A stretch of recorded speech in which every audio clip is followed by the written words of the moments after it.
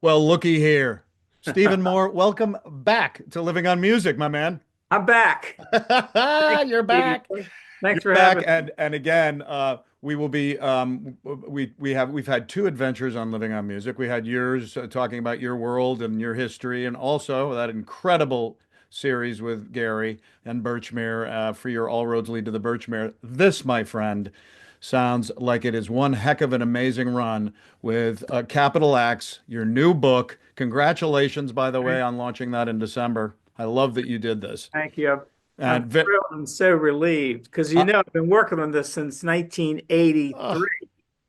yeah, So we definitely are going to talk about how you built into wanting to do this so many years ago. I love the fact there's a wonderful swath of reviews of the book so far that are all wonderful. The Alexandria Living magazine just is the new one, and I love what they came in and said. They actually talked a little bit about how they had an amazing kind of look at it. It's already receiving rave reviews, Kirkus reviews. It's a lively and richly detailed story of Washington, D.C. artistic history. I love what they said in the article, though, that it's the perfect gift for all local music lovers. yeah, There's only 10 billion of those around here, Steve. I'm excited about the Kirkus review. Oh. They did my other two books and they were favorable. This one they really liked and they said it was warmly written.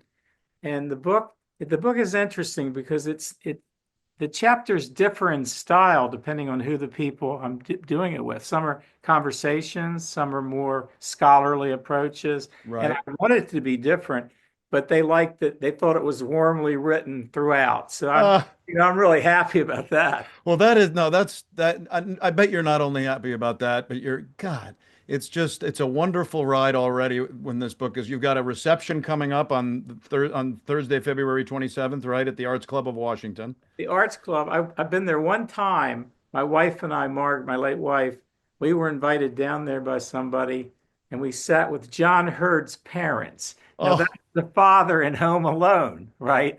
And we're sitting there like goofballs, at the Arts Club, and they're telling me stories about John Hurd like I'm some movie guy. It was so funny. But now I'm returning, and we're going to have this will probably air afterwards, but we're going to have a presentation with it Johnny could. Holliday and the people that helped me with the book. Right. I can't wait to post some of what goes on there. I'm looking to try to make it too, and I'd love to come down and see you guys and see how you're talking about the book. I love that you're going to do that with Johnny. This thing, how is it? I mean, we'll talk a little bit about how it began, but how does it feel right now to you that you've got this book out there and that things are kind of rolling along pretty wonderful with it? It feels really good for me because it's a thank you to my mother who turned me on to music. It's a thank you to my late wife who put up with all the stuff that I was doing, writing the stuff. It's sort of like I finished Beautiful. something that I started a long time ago, and Right. people seem to like it. Not everybody likes it, but people seem to like it. Oh, I bet. And how did you involve your three co-authors or your three partners, so to speak? It's Stephen Moore with these three, Right. Johnny Holliday, Stephen Lorenz, and Charles David Young. Johnny obviously is a pre-book partner. You wrote a book about him. I've had him on the show. What an amazing guy. How did you get those three involved with building the book with you? Well, after I started researching this book in 83, I found Buzz McLean, who was the editor of Tempo, which was a shared section in the journal papers, Wow. suburban papers. And as I interviewed various people, I would call him up and send him. I said, this would be a great article. And he published the article. I actually have them here. I'm going to lift them up and show you later. Okay. Yay. I have them all. There's like a bunch of them. But Johnny is the person that I spent a day with, a day in the life of Johnny Holliday. And I went and met him, never met him before. You, Johnny Holliday's the guy, you meet him and you love him. He is Yes, an incredible guy. So we he became is. friends. And then years later, uh, Ben Fong Torres had written a book about radio, and he mentioned Johnny. And Johnny called me actually to tell me I'm in this new book. And I said, you should write a book yourself. And he said, well, I will if you'll help me. Oh, So then we did From Rock to Jock, which was really a very successful book. So wow. he became a good friend of mine. And a lot of what's in the book here is things we've experienced and talked about. Charles David Young, Charlie, I used to read him. He used to write through underground newspapers and at the time. And I've known him over the years. I've seen him at the Birchmere. We have a lot of similar tastes. Right. So I asked him if he would want to help me with this. And that's been a great partnership because we feed on each other. And, it's good to work. I'm not a good person working by myself. I like to Right. work in a band. I like to work with people, and I'm Neat. not by myself. So he was very helpful. And the other person is Stephen Lorenz. He's done a lot of background research for Kip Yarnell and several authors. He's Oh, an neat. unknown resource, and he's a good guy. So I asked him to be a part of it.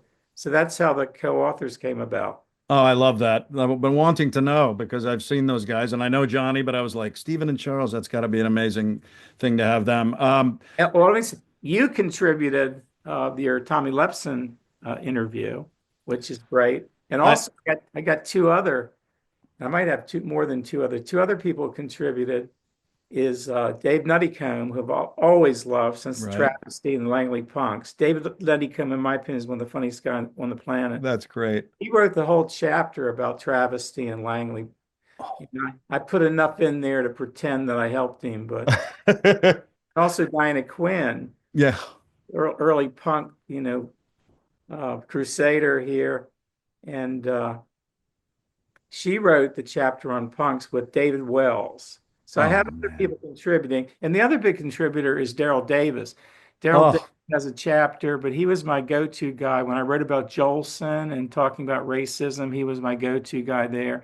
And he also he's worked with Chuck Berry. He's such a great artist and a great guy. So they've helped. There's a lot of voices in this book, a lot of collaboration, and oh, that's fantastic. I love that.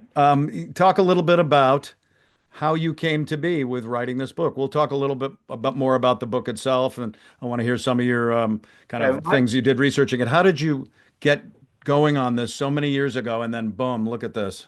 okay. Well, the background in general, when I was growing up, the guy was born in Providence Hospital on Capitol Hill, and then moved with my grandfather to grow up in Southeast DC. That was in Anacostia. Right. My uncle was a professional drummer when I was 9. He introduced me to a kid that just got out of Anacostia High School, which was Danny Gatton. So I Oh, knew yep. Danny Gatton when I was 10 years old. He showed me my first little stuff on a folk guitar I had. It was actually the riff of Walk Right In, dang, dang, dang, Yep. ba ba. And I knew that when I was like 9 years old, right? So Fantastic. that was influential. And then my mother was a waitress. I stayed with her on weekends. She was kind of a wild child, Right. beautiful. Everybody loved her. I'm a lot like her. And but she didn't raise me. She was sort of my weekend mother. She Right. was working in French Quarter. Sure. So I met like Eddie Fife and Tommy Gwaltney. Tommy Gwaltney founded Blues Alley, and I knew those Wow. as a kid. And Wow. then I would, and the other thing that was interesting, I was kind of floored or overwhelmed by the music I was hearing. I thought, I can't do that. I can play around with my folk guitar. I can't do that.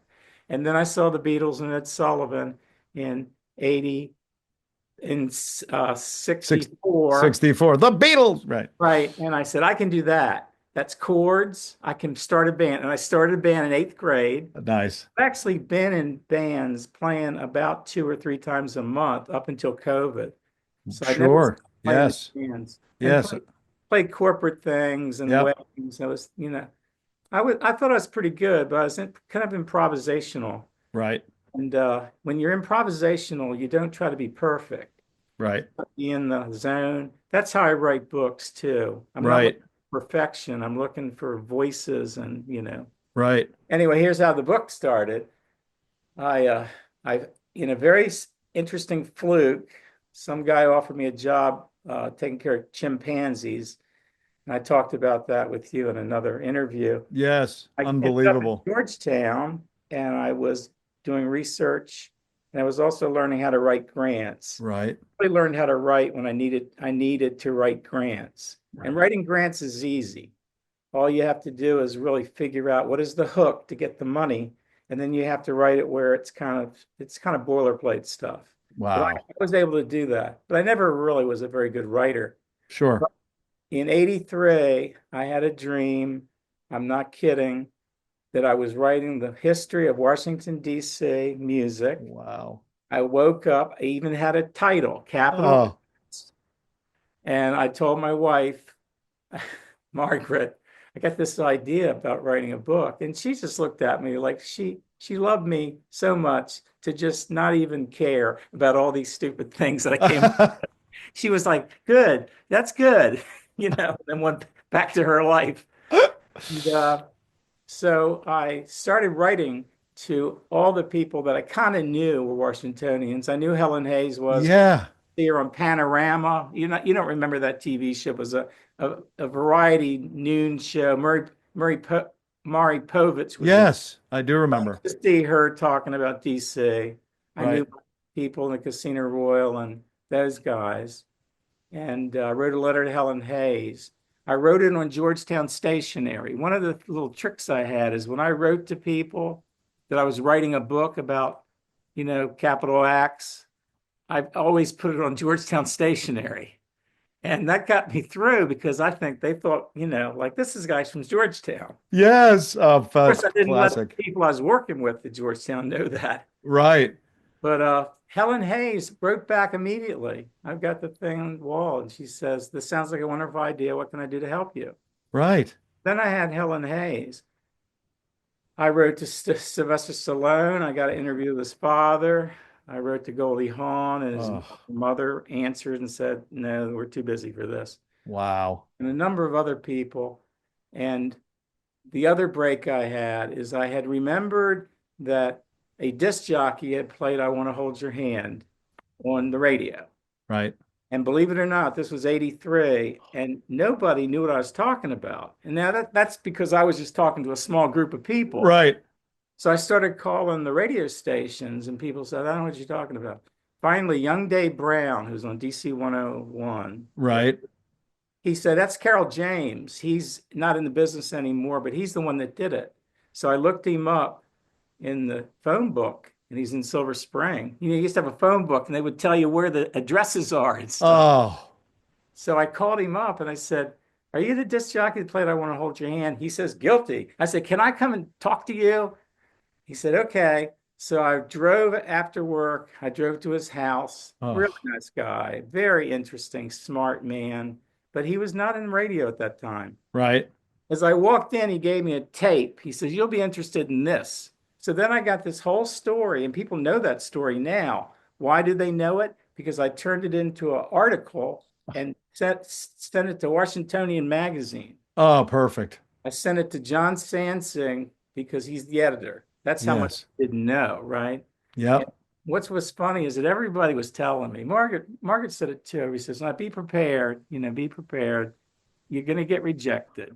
I know writers who, and I was thinking to myself, are they kidding? This is about the Beatles. Right. And then it dawned on me that the next year, 84, I'm doing this in 83. It was about September that I sent this to John Sansing. Right. Wrote back, he says, "We'd like to use this for anniversary piece." And it was only then I realized that in 1984, it'll be 20 years. Oh, So I got that scoop. And the day the magazine came out, my life kind of changed. I got two wow. phone calls. One was Susan Stambaugh from All Things Considered, and Perfect. one from the Good Morning Show, or was the it was the it wasn't the Today Show, it was another show. And Sure. Good York, morning. Good morning, America, or something like that. what they did at Washingtonian, they just said, "Well, here, talk to this guy. I got his number. Find out where Carroll James is." And Carroll James was flown up to New York. And, Right. and so then I do have this to show you. Sure. When I got home and I listened to the tape that Carroll had given me, it was this. It was an interview that he did when he after he was the first guy to do the Beatles, he was at the first Beatles show in DC. Wow. And he interviewed these guys in a stage studio, almost like a van outside. And the tape he gave me was this interview. Oh, I called him and I said, has anybody done anything with this? He says, well, we played a little bit of it, 20 years ago. So I said to him, this is the kind of guy, I'm a pushy guy sometimes. I said, if this article comes out in Washingtonian magazine, let's make a record and sell it, right? And so that's what we did. oh man. Then Rolling Stone kind of interviewed him, and I got a byline in Rolling Stone. I had my Washingtonian byline. Now, when I write these letters to on Georgetown Stationery, I always say, well, my last article was in the Washingtonian. I Right. don't say it's my only article. Right. No. Right. No. So that's how I began. And then I met Buzz McLean. Right. As I would interview people, if they were kind of doing something, because his section was tempo. It was about people doing stuff. It wasn't history. Sure. They were doing something. I could turn it into an article. I started sending him things, and these are the articles that I published with. Oh, So here, Dick Dysel, which I just talked to a few days ago. Here's Mark Russell. I did an article on, and Daryl. Daryl Davis. This goes on and on. Here's Adele Davis. Oh, wow. How fun. I'm sorry, hold on. Adele Abrams of Right. HFS. I met her. Sure. But finally, here's one I did, and now we're talking about Johnny Holliday. Oh, wow. Johnny. So all of these are articles. Many of these I reworked to be in capital Acts. Right. But some are not these articles. Some are the actual interviews I did for the articles, which are longer, Right. Well, you So did you did these articles, and then looky there, the Enter Holiday, the Rock from Rock to Jock, the Helen Hayes biography. It's amazing you had those interactions with them, whether you wrote with them or whatever, and then boom, the whole books. thing was amazing. And then my wife got sick, and I started being less interested in working at Georgetown. I'd already worked there 44 years. So I thought I'm gonna get out of there. But I started working on the John Duffey book. Yes. I worked on that when she was sick. And a lot of people really talked to me a lot while I was writing that book, knowing I was going through this thing with my wife. Wow. Yes. So Fred Travers of the Seldom Seen, Yeah. he and some other people got me through that. So that was pretty cool. And then because of that, a Duffey book, Gary Oelze wanted me to help him with his book. And that kind of exploded. And that was really Totally. a lot of fun. One of the greatest moments I've ever had in my music journalism life was walking through there with you and listening to both of you talk about the book and spending time with him. And God bless him forever. But what an amazing moment. And I think that really has gotten some wonderful feelings from it. Have you felt that? Oh, I think people love it. A lot of people love it because it's Gary's book, and it's a lot of people, Pete Kennedy and other people, Al Petaway, they wrote me and they kind of all said similar things. I'm so glad, Steve, that you got him to tell this story, because especially when he died. Right. And then I decided, okay, I'm now going to finish this huge project. Oh my God, amazing. Right. And I started working on that about 3 years ago. What were some of those moments that you remember, that were special to you, that were memorable when you were writing and researching the book in those 3 years leading up to the release of it? Well, there are hundreds of interviews and I bet. hundreds of people, and I could probably talk about 40 people right now, but I'm going to mention just a few. This I framed because it's Oh, I had very quickly, I had some friends that live up at the Stone Pony. And when we would go up there, I would try to get everybody to go to the Stone Pony. But my friends lived up there and they didn't want to go. oh God. One day, people were telling me that Nils had shown up and sat in with Bruce, right? And Yep. so I found the person up there, Laura Balducci, and I got this picture, and I just had the picture, Oh, right? I love it.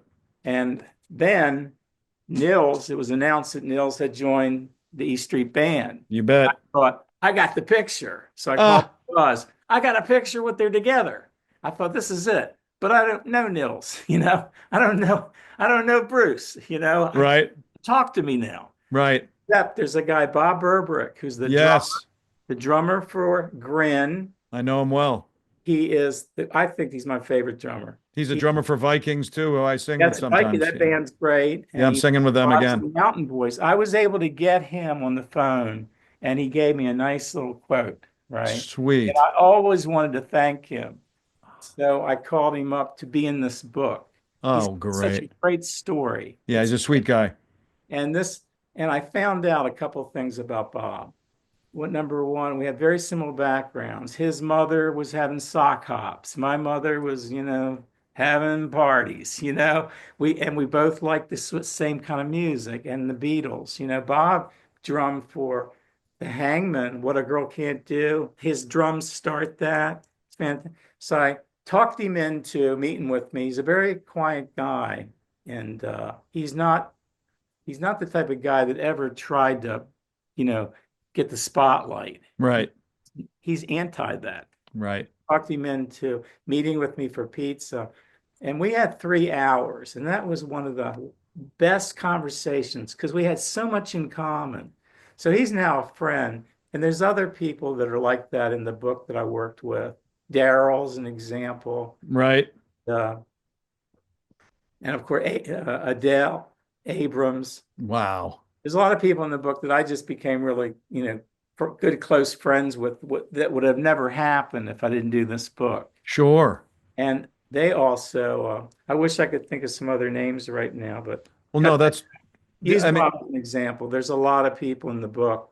oh, absolutely. I can tell that. What I love too, Steve, is, talking about each genre of the performing arts, and they are explored. The jazz and blues has these conversations. What was it? Remember a jazz and blues artist that you remember from the book? Well, the coolest thing is that Billy Eckstein, Oh, he started his career imitating Cab Calloway at the Howard Theater talent show. oh my God. Now, what people don't, well, jazz people know it, but most people don't know this. He became a very successful vocalist. He took over Earl Father Hines' band Right. and turned it into a bebop, the first jazz bebop band.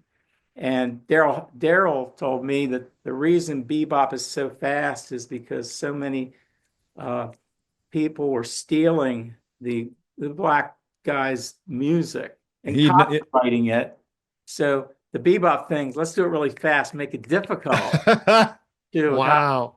Anyway, well, here's the great thing. Here's my one great memory of this. Yes. So I knew this about Billy Eckstein. He was still alive, and he would come to DC once in a while, and he would play one of the clubs. He played Charlie's, which was one of Charlie Bird's later clubs in Georgetown. Wow. And I went down, and I had a little envelope. I just wanted a phone conversation. That's all I really wanted. And I'll do this fast. So I can have an envelope with my clippings and everything.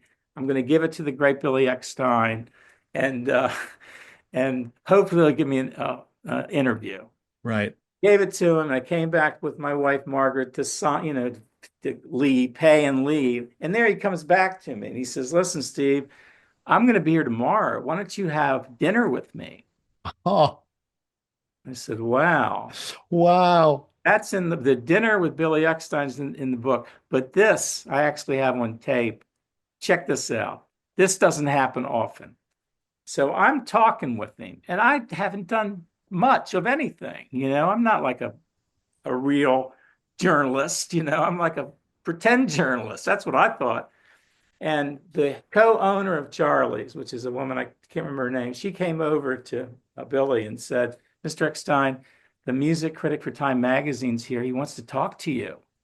And Billy Eckstein didn't miss a beat. He says, "Oh, tell him I'm with my friend Miller." That was his friend we had lunch with that he grew up with He said, tell him I'm with my friends Miller and Steve. Okay, I'm kind of busy.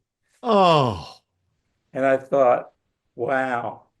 And one of the people in Billy's, this gets back to Daryl, one of the people in Billy's first bebop band was John Malachi, right. who was Daryl Davis's piano teacher at Howard. Oh, yes. So I went to Yeah, see John Malachi because he did a Smithsonian concert, and there was Daryl. This is about 1984, 85. That's the right. first time I became friends with Daryl. So, and Daryl helped, he's helped quite a bit on both the Birchmere book and this book. Oh, spectacular. I have a Fulcum, lot of stories like that. I So bet. we don't have time for those, but they're in the book. Yes, that's the thing. I love that this is what we call teasing, promoting, and we're Yeah, like letting people I like know. these. Well, folk and popular music, punk and go-go, you've got it. I mean, what are some, give me one more story that you remember in the book that you really love. And there are tons of them. Well, Uh, one thing I love is there's a guy named Dick Bangham. Now, almost everybody knows Dick Bangham, except a lot of people don't know who he is. yeah. But he has done so much. He's an incredible artist. You've seen his posters. What I didn't know is how much Dick, he's also the visual genius behind WHFS, the movie. Oh, That animation, that's him and his wife, Dick and Linda Bangham. Dick wow. Bangham is like an exceptionally, incredibly cool guy. That's great.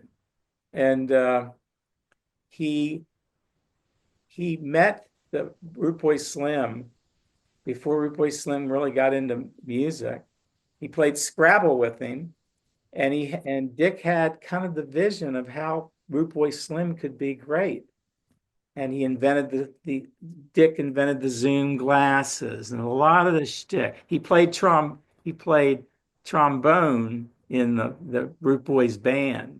And talking with Dick, who I always admired, about how Root Boy became, Root Boy, that's a really good chapter. It's an Oh, that's great.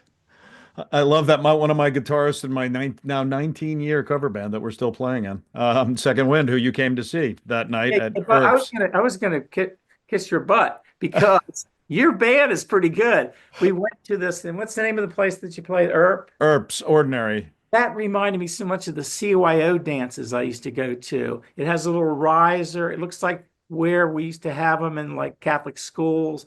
Lawrence and Arabians would play, and people. Right.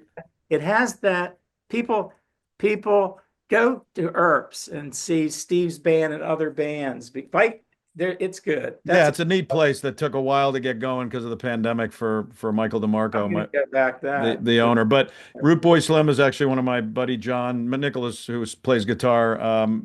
It's one of his favorite guys, and that whole sound and that whole wild difference.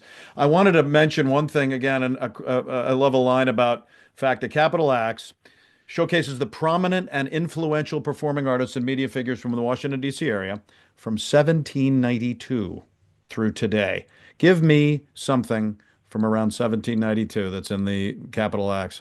Well, 1792 would be taverns that were kind of being up, and kind of whatever they did in the taverns is not recorded. Newspapers didn't cover that. In Right. fact, the first thing that the newspapers, with National Intelligencer was one of them, the first thing that is actually promoted was one of those talking animal acts that were popular at the time. It was called The Learned Pig. And they bring the pig into the pub and they tell the pig would tell you what time it is. And there are a lot of animal acts like that. There's a talking horse, there's a talking dog. And what they were is they were all trained to cues and things. So they would stamp their foot 4 times if they had like 4 clicks or something. But that was one of the first big things that happened in DC, the learned pig. Right. I make a joke in there. I said it's contrary to a popular rumor. The pig was not elected to Congress, and it did not engage in pork barrel politics. In this book. Sorry. Pork barrel politics.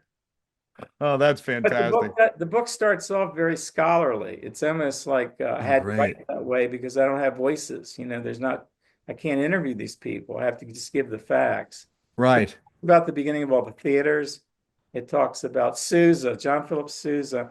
And everybody knows who John Philip Sousa is. But why this book is good is you get to know him as a boy and what he really went through, and Right. in a contemporary prism, not a, yeah, kind of a focus on what it would be like now if you could talk to the real John Philip Sousa. So Sure. that, and then it goes to Al Jolson, Yes. the National Theater. Helen Hayes is in there, and there's chapters. There's two chapters that have like 150 people in them that talk. Like Ed Norton, by the way. Ed Norton got his start. He grew up in Columbia.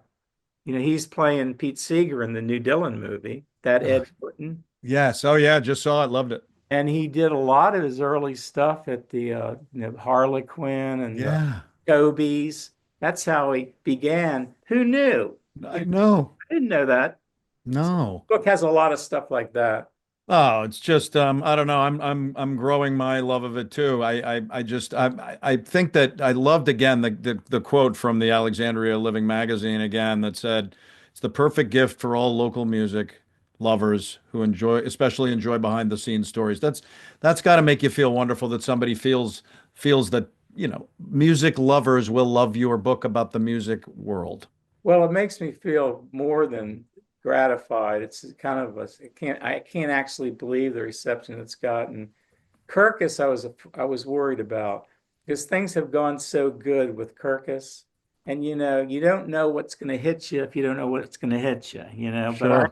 I'm always expecting the worst, you know. And I thought, well, this is what's going to happen. They're going to come out and say, well, it's got a lot of typos and it's disjointed, you know. Somebody that read the book, I think he meant it as a criticism, but I really liked what he said. He said, it's like it's like playing golf. Every chapter is a different hole. And I thought, man, that's a good way to describe it because the chapters fit what I'm writing about. So it's not the kind of, People Magazine approach. Right. People won't remember what People Magazine is, but not that, typical stuff.